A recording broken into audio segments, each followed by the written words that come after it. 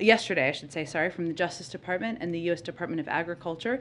They launched farmerfairness.gov, a new online tool that gives farmers and ranchers a one-stop shop for reporting potentially illegal practices in agricultural markets. As the president noted when he met with farmers and ranchers last month, the meat processing industry is highly consolidated. Just 4 companies control most of the markets for beef, poultry, and pork. That gives meat processors enormous power over farmers and ranchers, and too often they use that power to exploit and underpay them.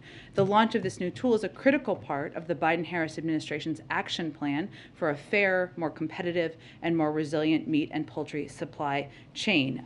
This is a one-stop shop to report potential violations, and it will allow the Justice Department and the USDA to better address anti-competitive actions and create meat and poultry markets that are fair to American farmers and ranchers.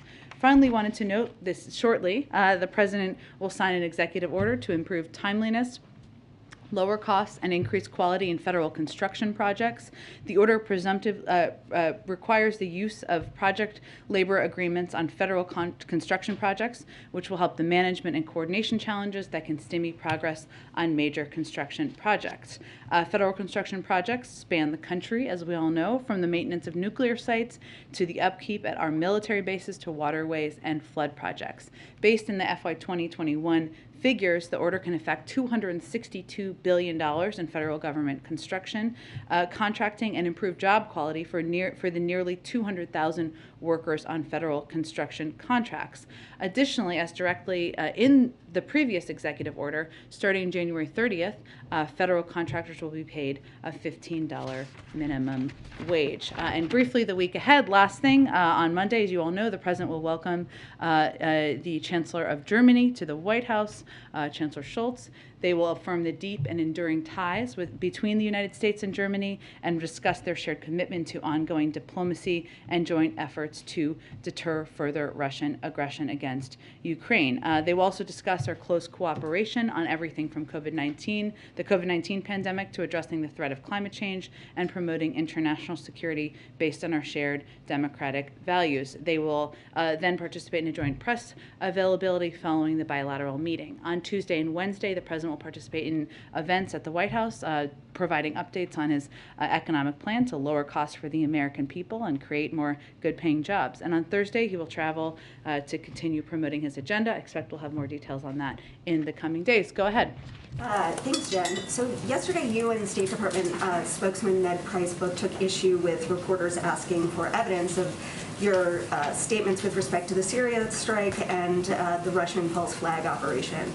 Do you really believe that journalists are repeating Russian and Islamic State propaganda in pursuing those questions, first of all? And second of all, will you be offering evidence of your claims with respect to what happened in Syria when they become available? Absolutely, and let me just start by saying that we welcome tough questions and good faith scrutiny. Otherwise, I wouldn't come out here. I wouldn't have come out here almost 180 times and engaged with all of you and your tough questions and good faith scrutiny. As I noted in the response to a question from your colleague yesterday, which wasn't in all of the context of what was put out there, we are less than 48 hours from the end of the mission. So the Department of Defense is still conducting after-action assessments. That's a natural part of the process that occurs. I also conveyed in my answer to the question the President directed his Department of Defense to take every precaution to minimize civilian casualties and that we would release all of the information we could. And we absolutely remain committed to that, to answer the other part of your question.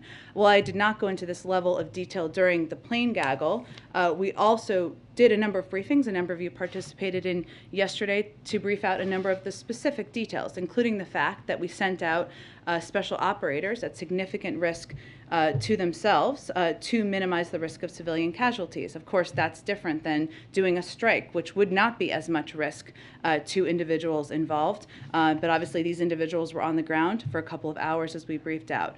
It would have been easier to do an airstrike. But as a result, we have firsthand reports from our elite service members who were on the ground and risked their lives to kill a terrorist responsible for the slaughter and enslavement of the Yazidi religious minority in northwestern Iraq in 2014, who bears responsibility for a recent set of attacks against the Iraqi security forces, and who took a terrorist off the battlefield who seeks to harm Americans. But of course, we respect and value the role of the press. Otherwise, again, I wouldn't be out here with all of you every day, and welcome the scrutiny, welcome the tough questioning. And as I said yesterday, of course, we will do everything we can to provide as many details as possible. But I think it's important, as people are trying to understand this, to note it is different having operators on the ground than an airstrike, where it's a different assessment after action. Jobs report, both administration officials and outside experts expected a worse jobs report than we saw. Yeah. Do you have any sense of why those expectations were off, and what exactly that means for your future sort of policy with respect to the recovery and the economy?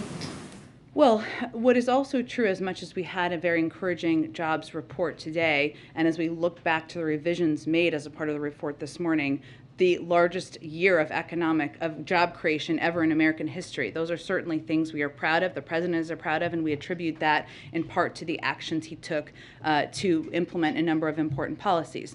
It is also true, and this is one of the facts that we have been pointing out over the course of the last couple of days, that Omicron forced around 8 million people to take time off of work, and that was during a period of time where it was measured. So that is also true. So some of these people who were sick would not have been counted in these job numbers, and that was a fact we just wanted people to understand as we were leading up to the jobs report. It is also clear that it's very challenging to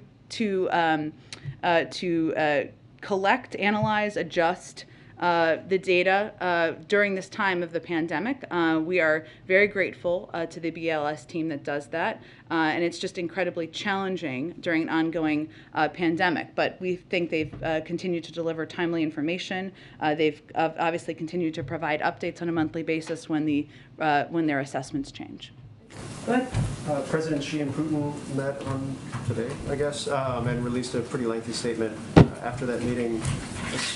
Moving a little bit further back from the meeting itself, how does the president view the relationship between China, Russia, Xi, and Putin through the lens of his broader foreign policy goals, agenda items, relationships?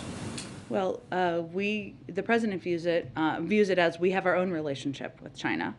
Secretary Blinken spoke to China's Foreign Minister Wang and underscored just recently, last week, the global security and economic risk posed by further Russian aggression against Ukraine, and conveyed that de-escalation and diplomacy are the responsible way forward. We've also conveyed that a destabilizing conflict in Europe would impact China's interests all over the world, and certainly China should know that. So certainly we have our own relationship where we engage directly at a very high level, as you all know, but our focus right now is continuing to unite with allies and partners to respond decisively if Russia further invades Ukraine. Are there any concerns about that relationship if it gets closer, if it becomes more intertwined in terms of U.S. posture and role in geopolitical spheres? Well, again, what we have control over is our own relationships and the projection of our own values, and also looking for ways to work with countries even where we disagree, and that is part of diplomacy. I would note that because some of the reporting has accurately assessed or raised the question of what took place in these conversations. We don't have anything to update on that. I don't think you would expect, but the size and the scope of economic measures on the table that we're talking about as it relates to Russian aggression or the potential of invasion are unprecedented. It would pose massive consequences for the Kremlin, and the inputs to, and I think it's important for people to understand that the inputs to the major foundational technologies of the world still come from the West. And so there is an enormous amount of power we have as we work to continue to strengthen our diplomatic efforts with our partners around the world. And just one more quick one, and obviously I'm not going to try and repeat what Matt did yesterday with Ned, because I know you'd experienced at times in a past life. But I do. I had many engagements with Matt Lee in my time. The idea, though, and you've done this a couple times, and the British have to some degree as well, getting out in front. I think almost giving insight into intelligence that perhaps past administrations, including past Democratic administrations, would not have done. Yeah. Can you explain kind of the thinking in that strategically and why you guys have decided to get out in front on these types of things in this moment in time? Sure. So over the past several months, we, but also a number of our allies, have developed a significant amount of credible intelligence about Russian efforts to use a false pretext to justify an invasion of Ukraine. And this evidence mirrors both public reporting and Russian accounts in past conflicts. And I would note a number of your outlets obviously have reporters on the ground, right, who are seeing for themselves what is happening. What is also true is that we've seen the Russians' actions over the past few years. If you look just back at past precedent, it doesn't mean it's guaranteed to repeat, but it is important for people to understand contextually what they're capable of and what tactics they've used in the past. And sometimes you do see repetition of that. So a few years ago, for example, Russia's defense ministry falsely accused the United States of running a clandestine biological weapons lab in the country of Georgia, enabling Russia's efforts to destabilize the Georgian government. Russia also used to fabricate stories in Syria about how attacks on international aid convoys were undertaken by rebels or terrorists instead of the Assad regime to enable Russia's continued support for the Assad government. If you look back at 2016, the Russian media manufactured a false claim of sexual assault against a Russian immigrant named Lisa by German refugees in order to stoke hysteria against Syrian immigrants throughout Europe. And there's more. Russian state television aired a false report that claimed the Ukrainian army had crucified a 3-year-old Ukrainian boy. That is even more recently. So our objective is to deny Russia the opportunity to use these lies to justify an invasion of Ukraine. And to convey clearly, these are actions we're seeing that are straight out of their playbook. We've seen them run false flag operations in the past and used confusion to launch military action many times in history. Of course, we would prefer to make as much underlying information available as we can. And in fact, what we conveyed yesterday and was conveyed by my colleagues at the Defense Department and State Department was the result of declassifying information. There are limitations because of compromising intelligence sources and methods. But what we're trying to do is take steps to deny Russia the opportunity to use lies, to use past tactics to justify an invasion of Ukraine, essentially to avoid war. Go ahead. Thanks, Jen. If Putin decides to make a move into Ukraine, how long does the U.S. believe that the Ukrainians could hold off a full Russian takeover? Jackie, it's a great question. I would really point you to the Department of Defense to make any assessment if they can. And obviously some assessments they may not be in a position to make publicly. That they would not want to share publicly or that they don't know? Again, I'm just conveying that there are some assessments, and obviously you, as the Department of Defense, does a range of contingency planning. I'll let them speak for themselves on what they could lay out publicly for you. And then we've known about the reality of this threat since October. Mm-hmm. Putin began amassing troops on the border in April. So why have we waited so long to send the kind of aid that we're sending now? Why haven't we sent, for instance, anti-aircraft weaponry? Because if Russia does an airstrike, wouldn't they be able to obliterate what we've sent to them so far? Well, remember the president met with President Zelensky back in, I think it was September, but you can correct me if that's wrong. It was sometime early in the fall, and committed to a large aid package. That is something that we've been implementing and delivering since that point in time. So actually it's been continuous security assistance that we've been providing to the Ukrainians, an enormous package that we've been providing over the course of the last year. In terms of weapon systems, I had again pointed to the Department of Defense. The feeling within the administration is that we have responded in a timely manner to Ukraine's concerns. I think what's important for people to understand is that this has been continuous. It wasn't that we had never provided aid, whether it's humanitarian or security assistance, and all of a sudden we did recently. That has been a continuous process. We've provided hundreds of billions of dollars in aid, security assistance over the course of not just the last year, but long before that, and including a commitment the president made and was announced around President Zelensky's visit. And then moving on to energy, I mean, gas prices are at a 7-year high here in the U.S. Right after OPEC again snubbed requests to increase production, and then there's this energy crisis in Western Europe brewing. Is there any point where the president would consider opening up domestic production in order to mitigate some of this, the inflation, and assist our allies in Western Europe?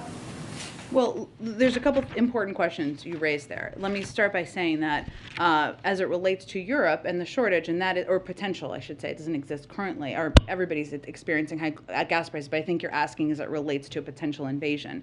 That is something we've been very mindful of and in touch with our European partners and also suppliers about what can be done and how we can ensure or take steps to increase capacity out there to meet those needs should they raise. Some of them is natural gas, some of them is gas, as you know. So that is something we've been quite mindful of. I'd also note that the president has taken a number of steps in recent months to address the gas prices, including tapping the Strategic Petroleum Reserve, of course, conveying clearly to OPEC member countries and suppliers that it's important to meet the demand on the market, and we'll continue to look at options that can be done to lower gas prices for the American people. In terms of whether or not there could be more oil drilling, I'd point you to the oil companies on what available places they have and if they're maximizing that. My understanding is they're not. Is there any consideration for increasing, for instance, LNG export licenses? I don't have anything to preview for you in terms of additional steps. I can just reiterate to you that the president raises and talks about the importance of taking every step we can to lower gas prices for the American people. And then real quick on the Johns Hopkins study on the lockdowns. It was this meta-analysis that came out of several studies, lockdown during the first wave of COVID in spring of 2020. It found that it only reduced COVID mortality by 0.2% in the US and Europe. And suggested they have little to no public health benefit, but severe consequences for the economy. And it suggests that lockdowns shouldn't be a part of a future pandemic response. Is that the shared view of the administration looking in the rearview mirror?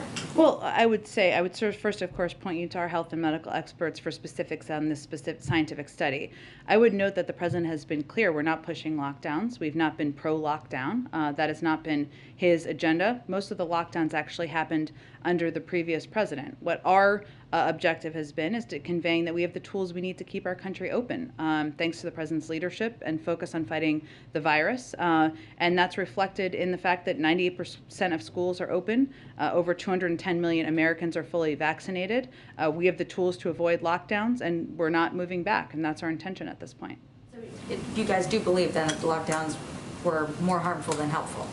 Again, I would point you to our scientific experts on the specifics of a study, but the president's agenda, the president's approach has not been lockdowns. It has been using the tools we have to prevent that. Good. On the Supreme Court nomination, Senator Ben Ray Lujan's office is saying today he's going to be out for 4 to 6 weeks. I know you've obviously wished him well. Hopefully it's shorter than that, but sometimes these recoveries don't always go as planned. So is the White House thinking at all about timing, given the senator's potential absence? Is that affecting at all how the president is now thinking about this nomination versus how he would have been thinking about it a week ago? No.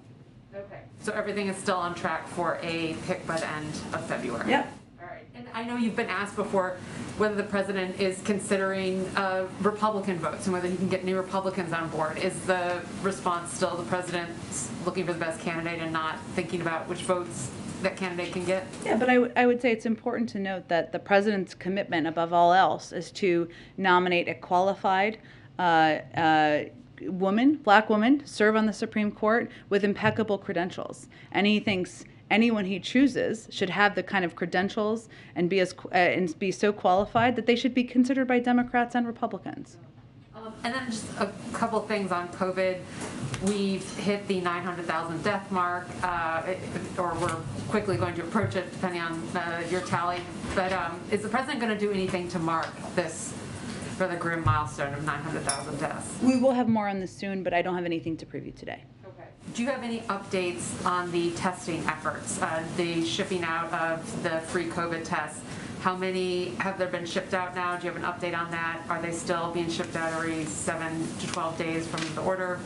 So I don't have an update on numbers. It's changing constantly. I know we confirmed, I think it was last Friday, so I'm sure it's changed since then, that we had about 60 million orders, and we had sent out tens of millions of of tests, and you've certainly seen on social media people receiving their tests, which is always good news. But I don't have an update on that. This program, of course, is just beginning to ramp up. We'd said at the beginning we wouldn't start sending tests until the end of January. We obviously did it ahead of time, but what we're really relying on right now is as soon as testing manufacturers deliver tests to the U.S. government, we will get them out to the American people. And the Postal Service is doing their job, packing and shipping efficiently, and I expect we'll have more updates in due time. Short time, I hope. And just a real quick one on Russia. The Senate has left town without passing a sanctions bill. How important does the White House think it is to get the Senate to pass a Russian sanctions bill? Well, we're in close touch with them, but it's not essential for us to implement sanctions, right? It's not required. And so we have prepared a